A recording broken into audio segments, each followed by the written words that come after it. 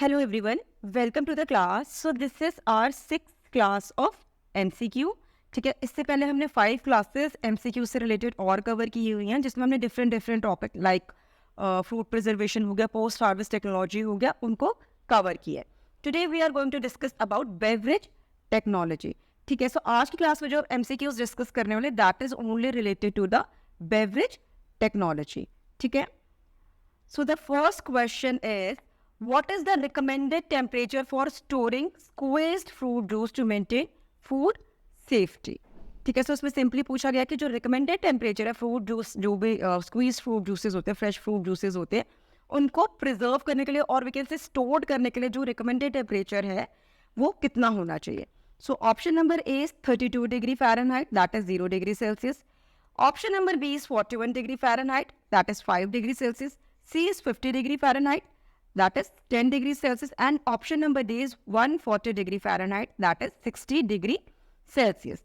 So the correct answer of this question is option number B, that is 41 degree Fahrenheit, and अगर हम degree Celsius की बात करें तो that is 5 degree Celsius.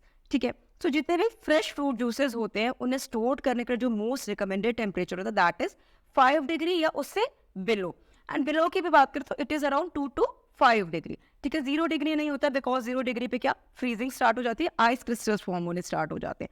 तो जो रिकमेंडेड टेम्परेचर होता है फ्रूट जूसेस को स्टोर करने के लिए that is between 2 to 5 degree Celsius. So the correct answer is option number B, 5 degree Celsius. Now the next is question number 2. So the question is, which of the following is a common method for pasteurizing fruit juice to ensure it is safe for consumption?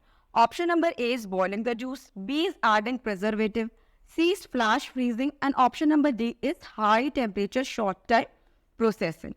So इसका जो correct answer है that is option number D, high temperature short time processing.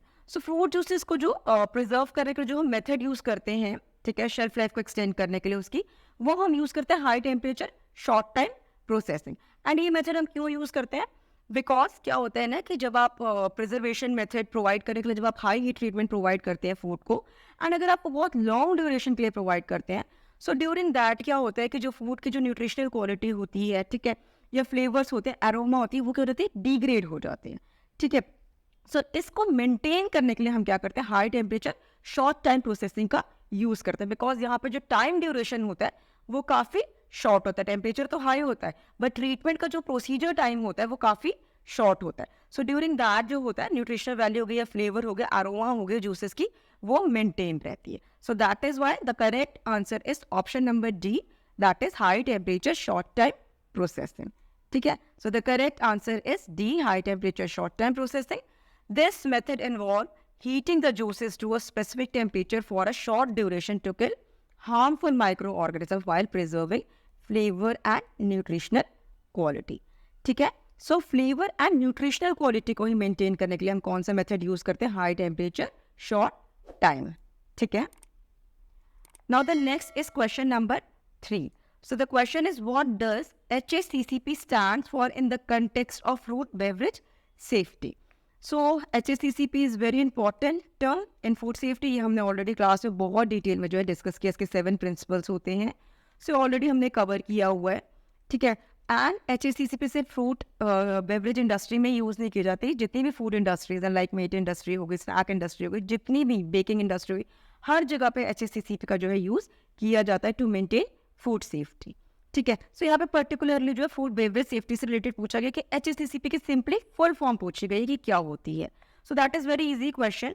Option number is hazard analysis and critical control points, B is healthy and clean consumer practices, C is high altitude cooling and canning procedure, and D is hygiene assessment for consumer product. So इसका correct answer होगा option number A, that is hazard analysis and critical control points. So that is also very important. ठीक है, इसके आगे आप टिक कर लेना क्योंकि ये एग्जाम में ना इससे HACCP हो गया, इससे रिलेटेड बहुत सारे क्वेश्चन जो है पूछे गए हैं. ठीक है, so the explanation is the correct answer is option number A, that is hazard analysis and critical control point.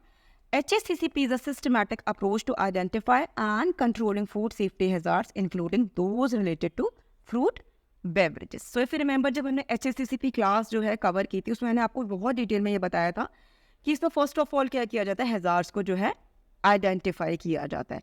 And hazards कितने टाइप के होते हैं? सो 3 टाइप के होते हैं, physical, chemical and biological. So first हम क्या करते हैं, हम आइडेंटिफाई करते हैं हैजार्ड्स को, ठीक है, एंड देन इनको कंट्रोल करने के लिए आइडेंटिफाई करते हैं हम हैजार्ड्स को, एंड देन इनको कंट्रोल करने के लिए जो हम डिफरेंट प्रोसीजर्स का यूज करते हैं. ठीक है. Now the next is question number 4. So the question is, which of the following microorganism is a common concern in unpasteurized fruit juices and can lead to foodborne illnesses? So option number A is that is E. coli, B is vitamin C, C is yeast and D is antioxidant. ठीक है. So ये बहुत ही easy question है. इसका answer क्या होगा? Option number A, that is E. coli. ठीक है. So सबसे ज़्यादा प्रॉब्लम क्रिएट करते हैं अनपास्चराइज्ड फ्रूट जूसेस में. ठीक है. वो कौन सा होते हैं, कौन से बैक्टीरिया होते हैं? That is E coli. ठीक है. विटामिन सी हो गया, एंटीऑक्सीडेंट्स हो गई, ये तो किसी भी तरह के कोई माइक्रोब्स होते ही नहीं है. ठीक है. यीस्ट है, सो यीस्ट में प्रॉब्लम क्रिएटिंग माइक्रोब नहीं होता अनपास्चराइज्ड फ्रूट जूसेस में. So the correct answer is option number A, that is E coli. ठीक है. So the correct answer is E coli. ठीक है. Now the next is question number 5. So the question is, what is the primary gas used to carbonate beverage such as soda? So that is also very easy question. ठीक है. कौन सी gas को use किया जाता है carbonation के लिए? ठीक है. So option number A is oxygen, B is carbon dioxide, C is nitrogen and D is helium. So इसका करेक्ट आंसर होगा option number B, that is carbon dioxide. So carbon dioxide को ही use किया जाता है beverages में carbonation के लिए. ठीक है. सोडाज हो गए, जितने भी एरिएटेड ड्रिंक्स हो गई, उनमें जो है कार्बन डाइऑक्साइड का ही यूज किया जाता है. ठीक है. So the correct answer is option number B, carbon dioxide. Carbon dioxide is the gas used to create carbonation in beverages like soda. Okay. Now the next is question number 6.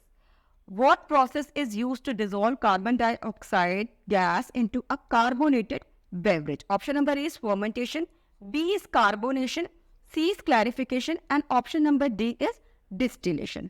So कौन सी process होती है जिसके through हम carbon dioxide को जो है dissolve करते हैं कार्बोनेटेड बेवरेजेस में? So the correct answer is option number B, that is carbonation. तो जैसे अभी हमने डिस्कस किया था कि कार्बोनेशन होती है वो प्रोसेस जिसमें हम सिंपली कार्बन डाइऑक्साइड को जो है डिजोल्व करते हैं into beverage to create bubbles form होते हैं, फिजीनेस जो आती है ड्रिंक्स में, उसको क्रिएट करने के लिए. ठीक है. So the correct answer is option number B, that is carbonation. ठीक है. Now the next is question number 7. So the question is, which term is used to describe a carbonated beverage that has its carbonation removed? ठीक है. सो इसमें simply पूछा गया कि किसी भी कार्बोनेटेड बेवरेजेस में से जब उसका कार्बोनेशन और we can say carbon dioxide totally remove हो जाए बेवरेज से, सो उसको हम क्या टर्म जो है हम देते हैं? So option number A is flat, B is fizzy, C is sparkling and D is concentrated. So the correct answer is option number A, that is flat. So flat term का use किया जाता है जब किसी भी carbonated beverage या aerated beverage से जो है कार्बोनेशन और we can say carbon dioxide remove हो जाती है. सो उसको क्या बोला जाता है? फ्लैट. ठीक है. So the correct answer is option number A, that is flat. A carbonated beverage without carbonation is often referred to as flat. ठीक है. Now the next is question number 8. So the question is, what is the term for the process of combining carbonated water with the syrup to make a flavored carbonated beverage? So इसमें पूछा गया कि उस term को क्या बोलते हैं जिसमें हम कार्बोनेटेड वाटर को जो है हम सिंपली सिरप के साथ जो है मिक्स करते हैं सो दैट हम जो कार्बोनेटेड बेवरेजेस को एक फ्लेवर प्रोवाइड कर पाए. ठीक है. So option number A is carbonation, B is distillation, C is carbonic infusion and D is fountain mixing. So that is also very easy question. So इसका correct answer होगा that is option number B, D, fountain mixing. ठीक है. So उस term को क्या बोला जाता है? fountain mixing बोला जाता है जिसमें हम कार्बोनेटेड वाटर को जो है मिक्स करते हैं फ्लेवर्ड सिरप के साथ. ठीक है. So उसको बोला जाता है fountain mixing. So correct answer is option number D, that is fountain mixing. This is the process of mixing carbonated water with the syrup to create a flavored carbonated beverage often done at soda fountains, ठीक है। सो इसमें simply इस process को बोल जाते हैं fountain mixing, जिसमें हम कार्बोनेटेड वाटर को जो है फ्लेवर्ड सिरप के साथ, ठीक है, मिक्स करते हैं. So the next is question number 9.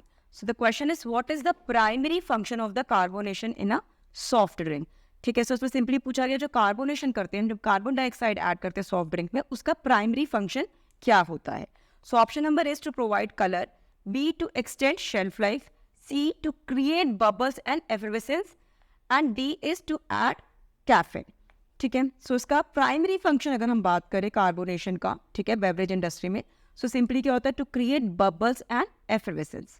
ठीक है, so the correct answer is option number C, that is to create bubbles and effervescence. The carbonation in soft drink is responsible for the fizz and bubbling sensation. ठीक है, सो जो फिजीनेस होती है, जो भी bubbling sensation जो होती है, that is because of the carbonation. ठीक है, सो प्राइमरी फंक्शन क्या होता है कार्बोनेशन का, to create bubbles and effervescence. Now the last question of today's class is question number 10. So the question is which of the following is a common method of sweetening carbonated beverage. ठीक है, option number A sodium chloride, B stevia, C is vinegar, and option number D is salt. So जो as a sweet मतलब carbonated beverages में, especially जितने भी health conscious या diet conscious लोग हैं, उनके लिए जो ड्रिंक्स बनाई जाती हैं, उनके लिए जो कॉमनली जो स्वीटनर यूज़ किया जाता है, दैट इज स्टीविया. ठीक है, बिकॉज स्टीविया का जो ग्लिसमिक इंडेक्स होता है काफ़ी कम होता है. So the correct answer of this question is option number B, that is stevia. So it is a natural sweetener often used in diet or reduced sugar carbonated beverages. So stevia को generally use किया जाता है जितने भी health conscious consumers हैं, diet conscious consumer है, ठीक है, उनके जो भी बेवरेजेस प्रिपेयर किए जाते हैं, कार्बोनेटेड बेवरेजेस जितने भी प्रिपेयर किए जाते हैं, उनमें एज अ स्वीटनर जो है किसका यूज़ किया जाता है, स्टीविया का यूज़ किया जाता है. So you have to remember this sweetener stevia, and इसका जो ग्लिसमिक इंडेक्स होता है वो काफ़ी कम होता है, नियर अबाउट 0 होता है. सो दैट इज़ वाई जो है मेजरली जो है स्टीविया का यूज़ किया जाता है as a natural sweetener in beverage industry. Okay, so that is all for today's class. Thank you so much everyone for this.